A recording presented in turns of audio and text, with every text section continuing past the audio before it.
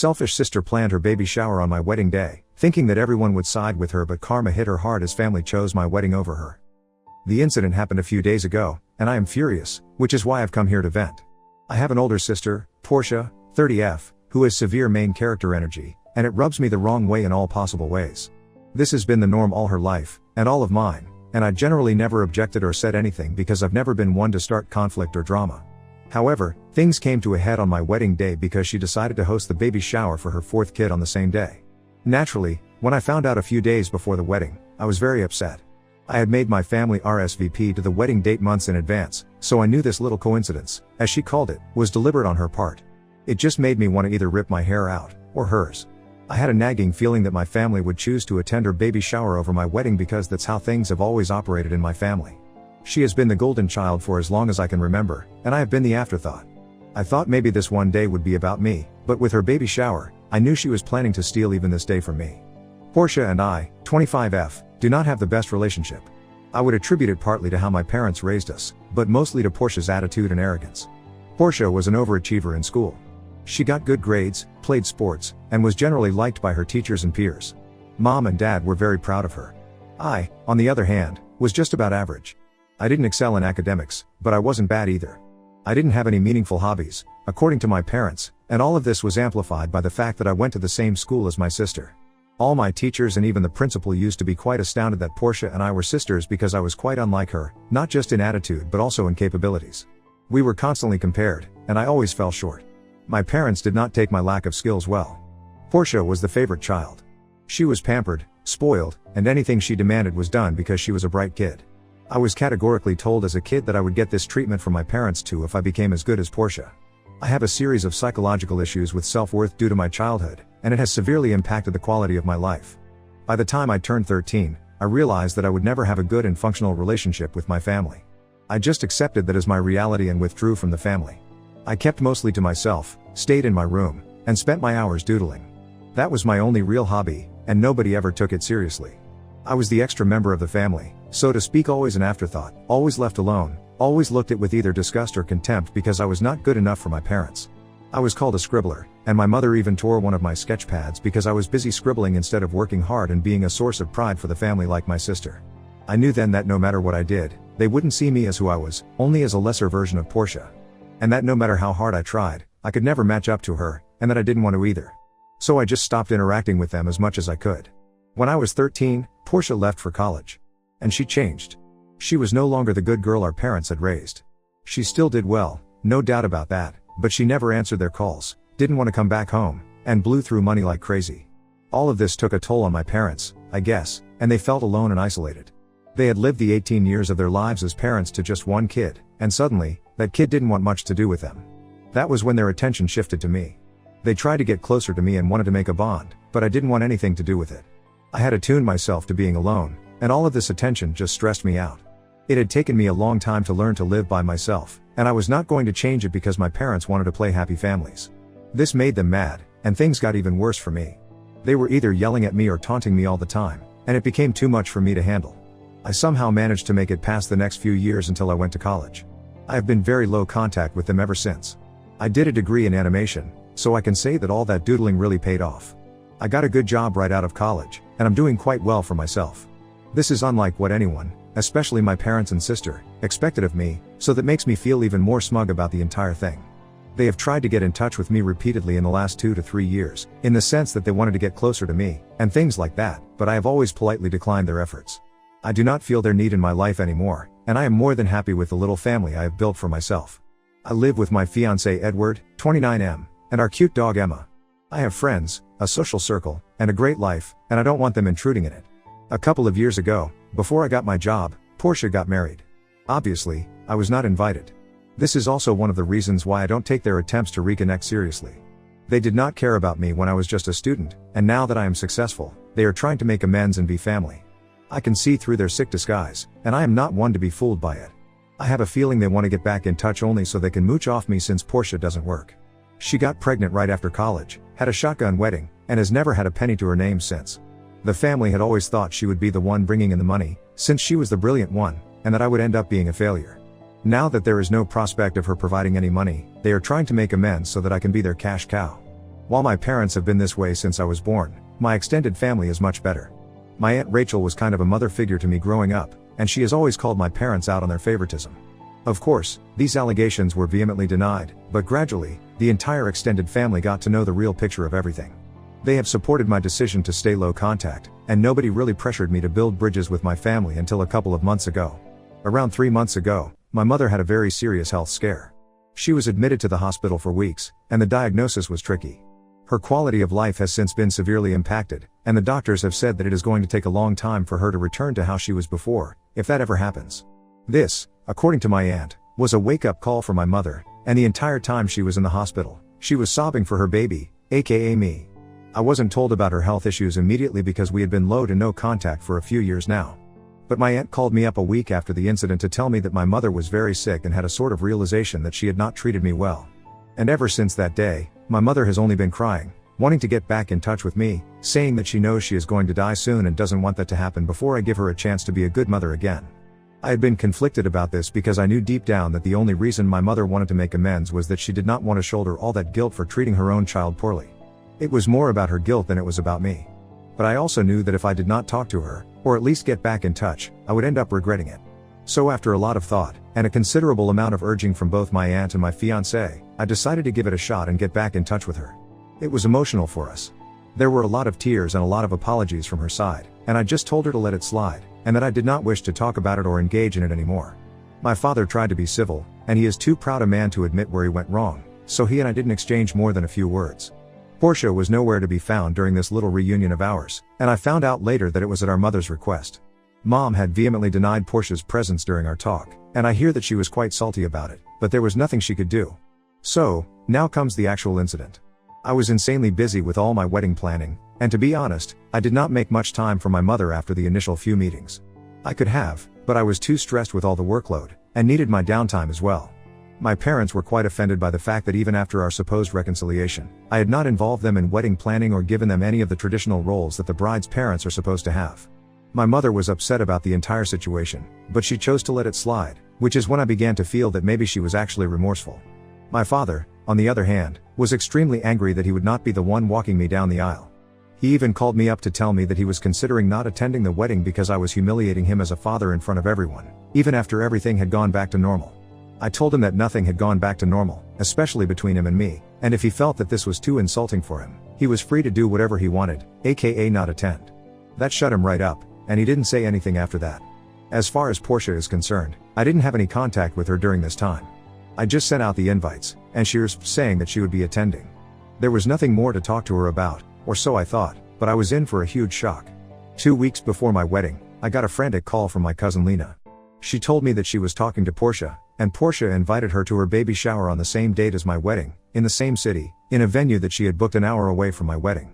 Apparently, she was going around calling people to the baby shower, and not sending out actual invites, for fear that the news might reach me. I asked Lena if she was sure about it, and that she could have been mistaken, but she said that she was 100% sure, and that a few other family members had already received the invite. She was also supposedly making a huge show of it, saying that since this is her and her husband's final kid, it meant even more to her and that she wanted everyone to attend. When I found out, I was furious. I called her up immediately and asked her if this was true, and she said that she knew she wouldn't be able to get the entire family together anytime soon, other than my wedding, and that's why she thought it was the best way to include both of our happiness. She said that I should actually be happy that her baby would get to celebrate and attend my wedding in spirit. I told her that she was out of her mind and a vindictive witch for doing it on my wedding day, and not even a day before or after it, and I also told her that if she actually had good intentions, she would have asked me or informed me. The fact that I was finding out about it from someone else just 2 days before my wedding showed me what she was planning to do, and how sick her mind was. She told me that I had no right to call her names, and she was free to celebrate her baby whenever she felt like it, and that I did not own the date and what people wanted to do. She said that if people wanted to come to my wedding, they would, and if they wanted to attend her baby shower, they would, and that I had no right to stop them. I was at a complete loss for words, and I hate to admit it, but I had a full-blown mental breakdown. I was just devastated, and I didn't know how to process the information. Edward was by my side, and while he was furious, he knew exactly what to say, and we decided that we would be sending out a message to everyone we had invited. We tried to sound as gracious as possible, and the message read something along the lines of how we had come to know that there had been a clash of dates, and that while we were happy for Portia, we knew that some of our guests would have to decide between attending the wedding or attending the baby shower. We also told them to reconfirm their presence with my maid of honor, and that with just 2 weeks remaining before the wedding, we were not in the headspace for more drama, and that I would see them at the wedding. I told my maid of honor to keep track of who confirmed their presence, and that we would adjust the catering and everything accordingly, and that if everyone chose to attend the baby shower, we would just go to the courthouse and get married. I know it seems like an overreaction, but after spending my entire childhood being overlooked, I was 100% sure that most people would choose to attend her baby shower rather than my wedding. I'm glad I was proven wrong. 2 days before my wedding, I spoke to Zara, my Mo, and asked her if people had confirmed and what the status was. She just told me not to worry about it and that she had everything handled. Her reply was not at all comforting to me because I still didn't know how many people had ditched me for Portia, but she just told me to calm down and that she would take care of everything. On the day of the wedding, I was surprised to see almost every family member that I had sent an invite to, except Portia obviously, my father, which I had kind of assumed, and my paternal aunt and her family. Everyone else managed to make it, including my mother, which came as a big surprise to me because she is not the kind to do things without my father. The wedding itself went exactly as planned, and to be honest, I was glad that my father hadn't come. He would have sulked the entire time and would have caused unnecessary drama, so his absence was actually a big relief to me. However, Portia could not handle this slight against her, more so because she had never been used to it. Just as my ceremony ended and people were heading for lunch, I saw Dad and Portia coming to the venue. Before I could say anything, Zara was on her feet and stopped them from entering the premises.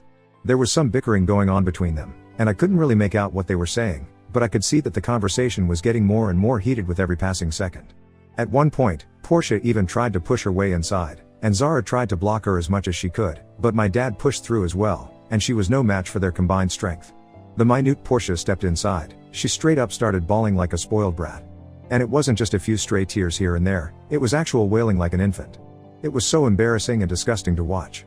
I knew my family was aware of her antics, but I felt so humiliated because she was doing it in front of Edward's family, our friends, and our colleagues.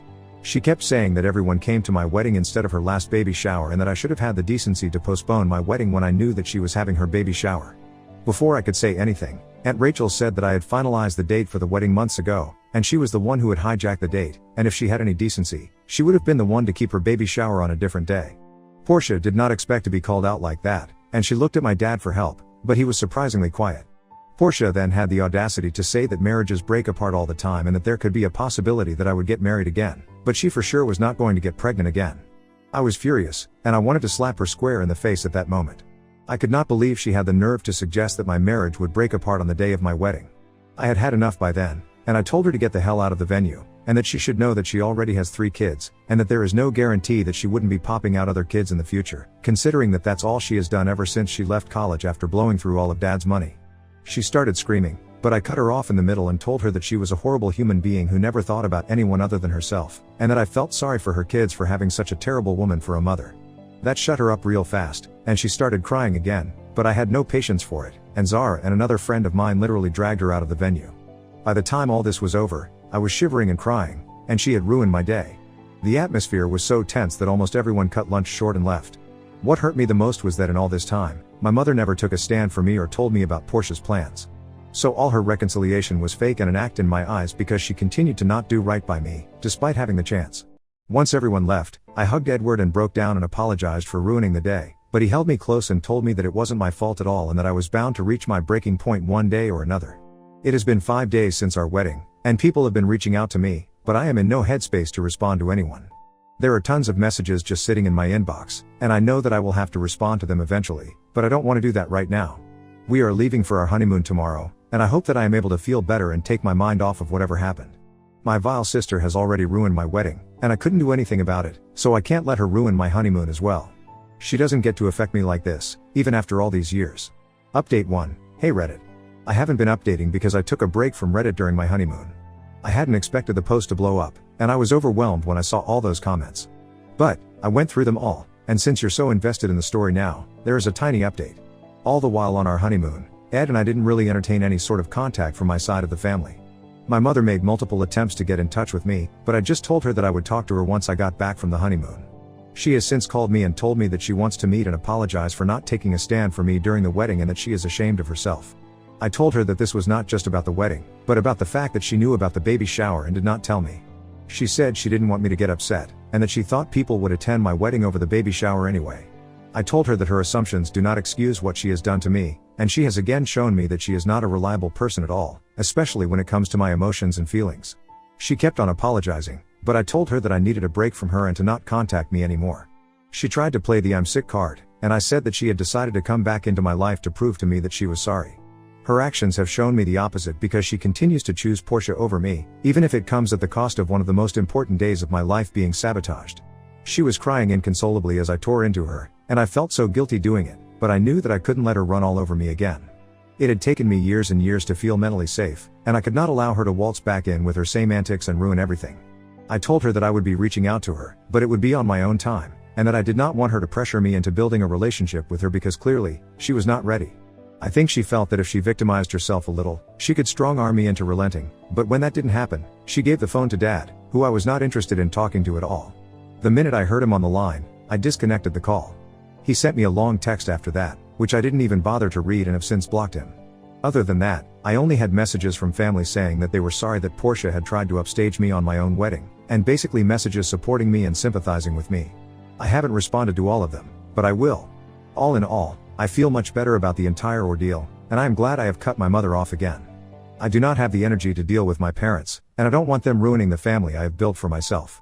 Update 2. I had thought that the drama was over, but clearly, that is not the case. Portia's husband, let's call him Jake, turned up at my house last evening. He looked pretty dejected, and I didn't have the heart to say no to him, so I called him inside. The first thing he did was apologize to me, saying that he had no idea Portia had been planning this. That was when I recalled that during the entire episode at my wedding, I did not see Jake. I asked him what he meant, and he said that he had actually planned a baby shower for Portia a week after my wedding, and she had insisted that the date be changed. She had also told him that I had not invited them, which is why she wanted to keep the baby shower on the same day as the wedding. He was not on board with it, and said that she shouldn't have been expecting an invitation anyway, since we had been estranged for a long time. He said that he never sought to clarify with me because he felt that me not inviting them was understandable, and that he would have been surprised if I had invited them. When he found out what had actually happened on the day, he was mortified, and it was only because my mother told him that he found out the truth. He said that he was extremely sorry and wanted to apologize on her behalf and asked us if he could do anything at all to make the entire situation better. I told him that he had no reason to apologize because he was not there, and that his wife was a grown woman who could take responsibility for her own actions. I said that she had to learn how to take accountability for her actions and that if the apology did not come from her, it did not mean anything. I told him that I had nothing against him, and that he seemed like a great guy, and I thanked him for reaching out. I think it was sweet of him to come and talk to us, but that still doesn't take away what his wife has done, and to be frank, even if she did apologize someday, I know that I will not forgive her. She has dug her grave, and now she can very well lay in it. Update 3, Portia and Jake are heading towards a divorce. Apparently, they had been having problems for a long time, and her behavior at my wedding was the last straw on the camel's back. She has been running around telling people that I am the reason behind her divorce, but I guess everyone has had enough of her antics, and nobody is willing to listen to her self-pity tirade anymore. Last I heard, she was about to move in with Mom and Dad, although it had been made clear that this would be a temporary arrangement.